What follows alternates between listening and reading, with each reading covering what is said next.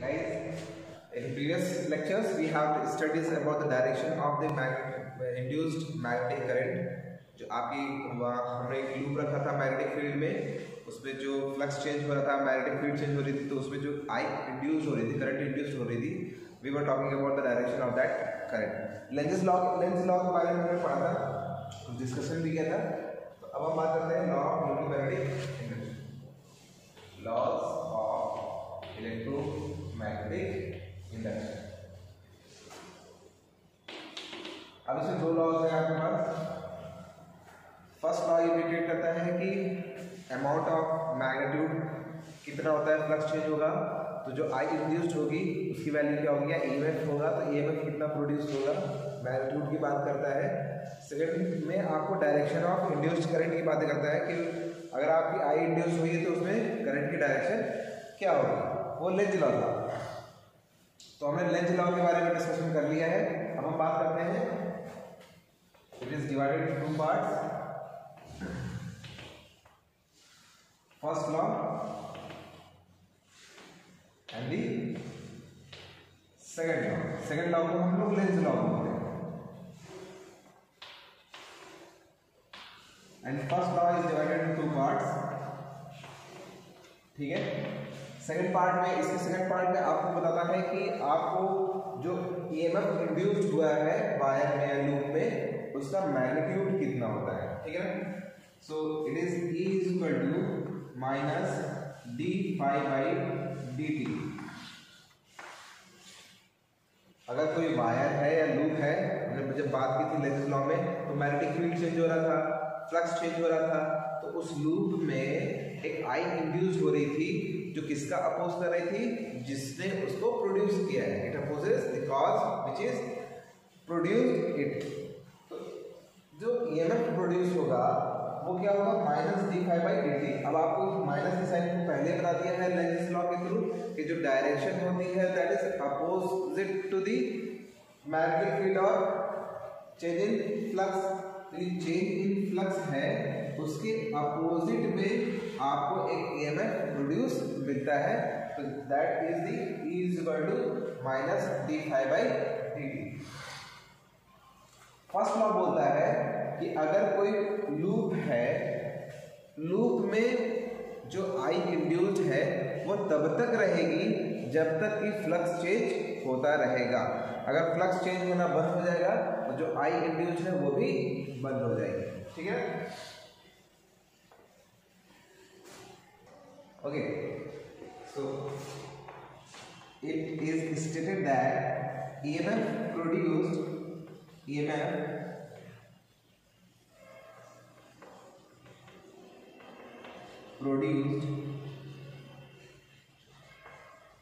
in a loop is directly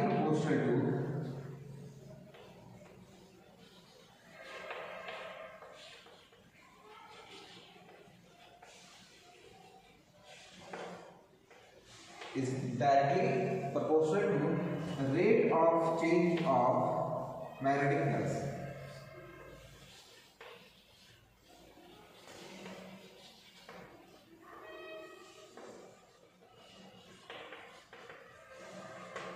ठीक है ना. मैग्नेटिक फ्लक्स के रेट ऑफ चेंज के डायरेक्टली प्रोपोर्शनल होगा. So this is E is equal to minus D phi by D t. First law states that कि अगर आपका loop है, क्या है, लूप है, इस लूप में अगर आई इंड्यूस हुई है, सपोज कुछ भी होगा, if आई इज इंक्रीजिंग तो डायरेक्शन क्या होती थी, इसको अपोज करेगा, इसके लिए अपोज सपोज करो आई डिक्रीज कर रही है, आई डिक्रीजिंग, तो इसको क्या करेगा, induce current will support invert direction में आपकी मैग्नेटिक फील्ड है, तो इसको सपोर्ट करने के लिए the direction of current will B anti clockwise direction. It will be like this. Now the direction of induced current is anti clockwise. तो ये करंट आई इंड्यूस इस लूप में तब तक प्रोड्यूस होती रहेगी जब तक कि आपका मैग्नेटिक फ्लक्स में क्या चेंज होता रहेगा. आई चेंज हो रहा है मतलब मैग्नेटिक फील्ड चेंज हो रहा है, आई इंक्रीजिंग आई डिक्रीजिंग, तो इसमें क्या होगा, मैग्नेटिक फील्ड चेंज हो रहा है. क्लियर है. So it is all about the laws of electromagnetic magnetic induction. Okay. So mathematical expression. Let's see the mathematical expression of the EMF produced.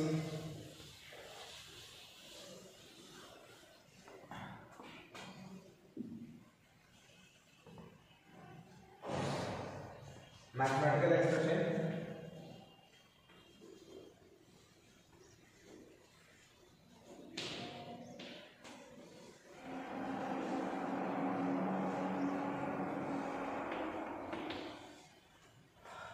अब देखो आपके जो E है EMF है, EMF is directly proportional to minus change rate of is directly proportional to rate of change of magnetic flux. Okay, so E magnitude of E is equal to d phi by dt. अब तो इसका ये law है तो इसका कोई प्रूवमेंट नहीं है. Okay, E is equal to d phi by dt, so it can be represented as minus d phi by dt. अब आपको निगेटिव साइन क्या शो करेगा? Negative sign shows that it opposes the induced current opposes the change of magnetic flux. It opposes, negative sign shows that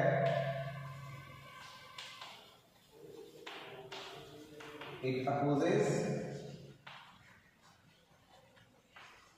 in the change of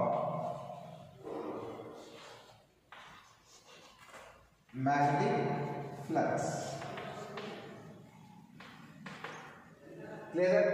अब यहाँ पे एक loop रखा है तो आप सपोज करो n लूप्स रखे हुए हैं तो you have to multiply this term with the n is what? Number of loops. So if you have n number of loops, if there is n number of loops, okay, आपने क्या n number of loops को क्या magnetic field में place किया है तो magnetic EMF produce होगा.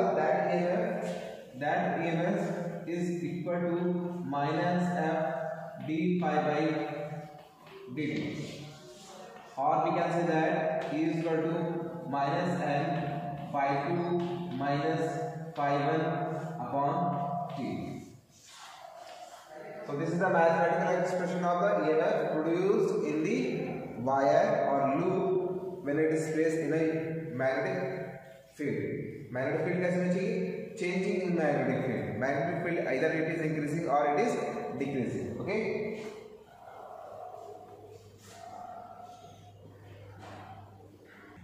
So guys, we have next topic, motional EMF. Motional EMF. अभी क्या हो रहा था कि एक आपको EMF जनरेट हो रहा था without changing the magnetic field और फ्लक्स. आप फ्लक्स चेंज कर रहे थे या मैग्नेटिक फील्ड चेंज कर रहे थे. So there is a magnetic EMF produce in that loop. अब हमने क्या किया है? मैग्नेटिक फील्ड इज कांस्टेंट और फ्लक्स चेंज इज कांस्टेंट. ठीक है. अब आपने मैग्नेटिक फील्ड लगा रखा है, कांस्टेंट लगा रखा है, बट आपने क्या किया है? आप इससे पहले एक एग्जाम्पल दिया था लाइक दिस. ये एक स्क्वायर लूप है and is moving like this. ठीक है, या ऐसे मूव कर रहा है, इनसाइड मूव कर रहा है, मैग्नेटिक फील्ड इनसाइड है तो उसको लूप भी ऐसे ही मूव कर रहा है.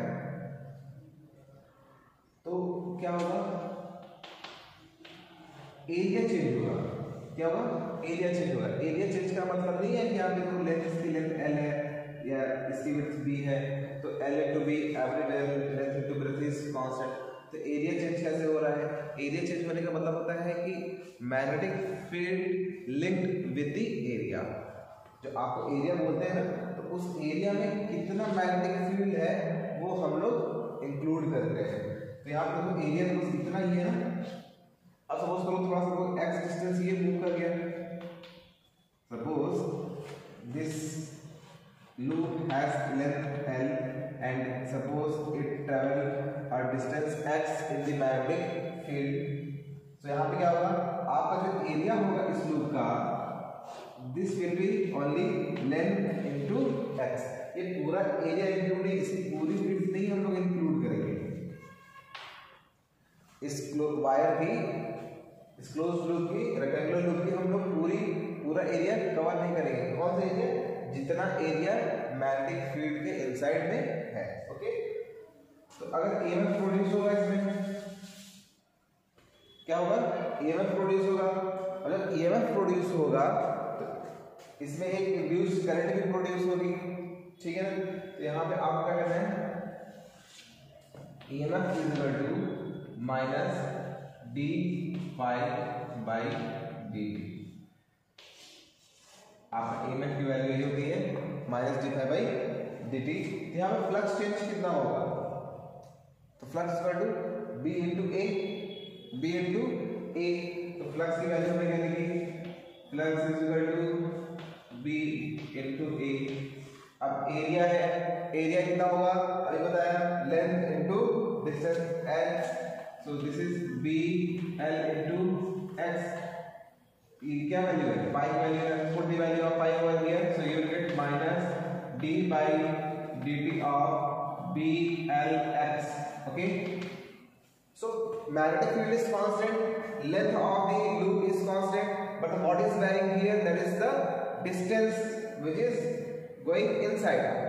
So आपको x वेरिएबल है यहाँ पे, so bl will become outside, so it will be dx by dt. And what is dx by dt? This is velocity of the rectangular loop. This velocity c loop magnetic field में enter कर रहा है. So this is velocity v. So this is minus bl v. This is called the motional EMF. This is called the motional EMF. Again, यहाँ पे जो minus v है, यहाँ पे क्या है? We can write it as E is equal to BL minus v. इसका मतलब क्या है? देखो यहाँ पे x डिक्रीज कर रहा है. क्या हो रहा है? x डिक्रीज कर रहा है. वेलोसिटी जिस डायरेक्शन में मूव कर रही है उस डायरेक्शन में x क्या हो रहा है? डिक्रीज कर रहा है. इसलिए हमने यहाँ पे माइनस v दे रखा है. It shows that in opposite direction to the, in opposite direction to the distance और डिस्प्लेसमेंट. क्लियर है? So E is equal to BL V. Note it down. Okay guys, अब यहाँ पे सपोज करो इसकी डायरेक्शन फाइंड आउट करनी है. आई कोई मोशनल ईएमएफ के थ्रू कंडक्टर, एक ऐसा कंडक्टर है जो क्या कर रहा है? मूव कर रहा है किसी मैग्नेटिक फील्ड में. तो उसमें आई इंड्यूस की डायरेक्शन क्या होगी? That is shown by the Fleming's right hand rule. Fleming's right hand rule. Suppose you have magnet like this. ये नॉर्थ पोल है और ये आपका साउथ पोल है. तो magnetic field will be like this, north to south. Suppose a conductor is placed like this and it is moving upward with the velocity v. Now the I induced will be in what direction? So Fleming says that, right hand says that you just place your forefinger in the direction of magnetic field and the thumb in the direction of velocity. So the direction of induced currents will be shown by the middle finger of the right hand. So just do it. Magnetic field direction is from north pole to south pole. So put your forefinger in the direction of magnetic field and it is like this velocity. So I induced in the wire will be like this. Okay. So it is moving upward ना. Suppose कोई magnetic field direction ऐसा, ठीक है, ऐसे जा रही है. अब आपको कंडक्टर ऐसे मूव कर रहा हो, कैसे? ऐसे मूव कर रहा हो. तो ऐसे सपोज करो ऐसे जा रहा है, ठीक है ना। तो कंडक्टर में जो मैग्नेटिक फील्ड की डायरेक्शन जो होगी कैसे होगी, इनवर्ट होगी। कैसे होगी, इनवर्ट। जो आई की डायरेक्शन आई इंड्यूस होगी, I induce that will be invert. Okay, simple सा है, कुछ नहीं है। आपको क्या करना है, मैग्नेटिक फील्ड डायरेक्शन में आपका करना है फोर कहाँ जा रहा है, ये अपवर्ड जा रहा है। तो magnetic field is like this and magnetic velocity of the conductor is in upward direction. So the middle finger will show the direction of the induced current that is inside. So it will be into the plane. Okay. So we can write it as it is called the dynamo or generator rule. Okay. It is also called the dynamo rule.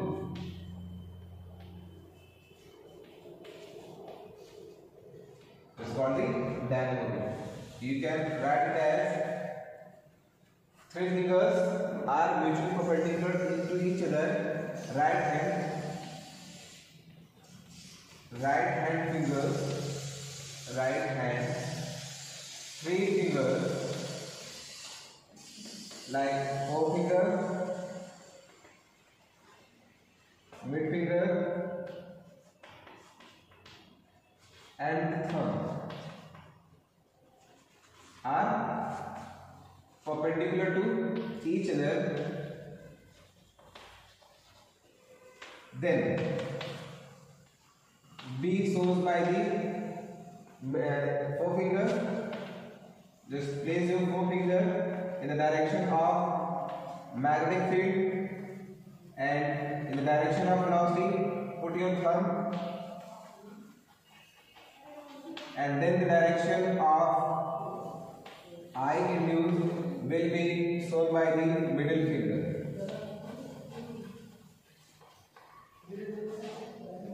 Okay, so it is also the dynamo rule. Okay, so you have next topic, that is eddy's current. Okay, eddy's current.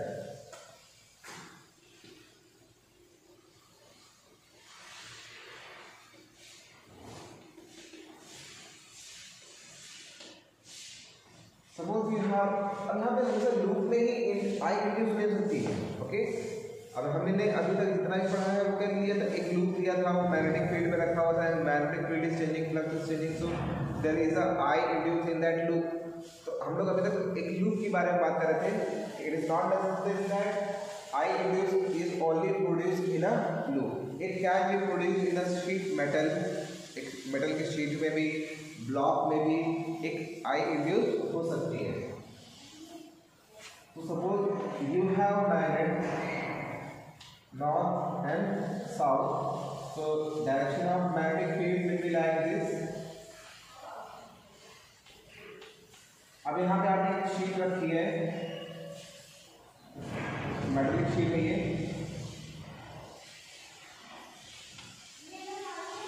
Suppose copper sheet है ये। तो magnetic field की direction is like this from north pole to south pole.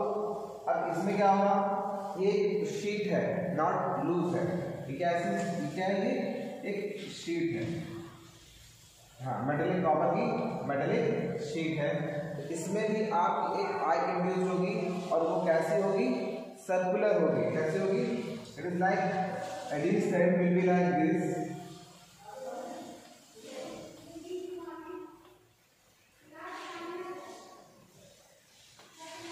अब current की direction जो rule हमने बोला था वैसा ही रूल होगा कि it opposes the cause of its production, ठीक है ना। मैग्नेटिक फील्ड इधर है, तो आपको क्या होना चाहिए, सीट ऐसे रखी है, सीट ऐसे रखी है, तो मैग्नेटिक फील्ड की डायरेक्शन इज लाइक दिस। आपको क्या होना चाहिए, क्लॉकवाइज इसको अपोज कैसे करेगी, अपोज के लिए एंटी क्लॉकवाइज होना चाहिए। तो करंट क्या होगी, एंटी क्लॉकवाइज होगी।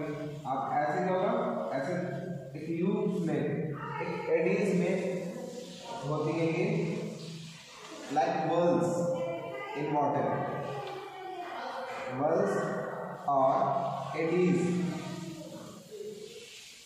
ओके।